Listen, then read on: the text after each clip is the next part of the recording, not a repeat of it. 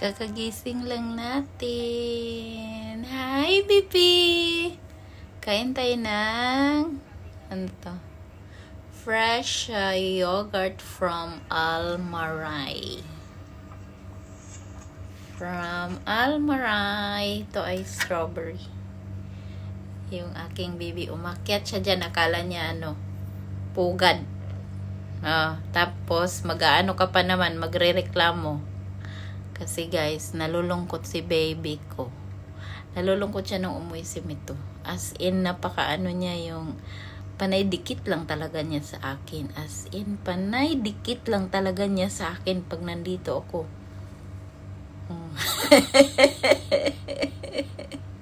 What are you doing? You want to taste? Taste it. Taste it. Try it. It's yummy. It's not sweet. It's sour because it's strawberry. Come to mommy. Come here.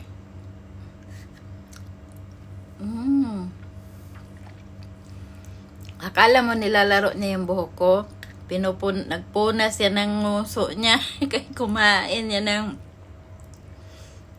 siya ng apple. Pinupunas niya dyan sa buhok ko. Very good. Tapos yung hindi niya ginagawa dati, ginagawa niya ngayon kay sa sobra niyang lungkot. Ayun ang pinag-alala ko kasi syempre mga din sila nagsama mga 2 buwan. Sanay siya na may kalaro-laro. Nasanay-sanay na siya ba? So, iniisip ko, bilhan ko siya ng kalaro. Sabi ko, pag nakaluwang-luwang na si mami. Big girl na biya siya, guys. Pero yung buntot niya, parang ang tagal tagal tumubo yung buntot niya. Ginugulo-gulo talaga niya yung buhok ko. Akala kasi ng ibon, yan pugad. Yung pwede nilang upo-upuan. Baby, try. Taste it. Tinikman niya. Sabay po na sa buhok ko. Very good ka talaga. Masarap yan to, guys. I-try niyo.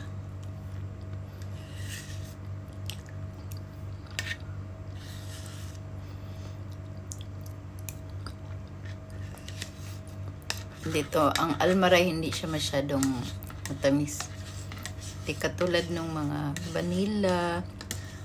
Ito kasi ay yogurt. Kaya may pagkamaasim. Masarap ito, may halong prutas. Fresh na prutas ba? Ayun lang, guys.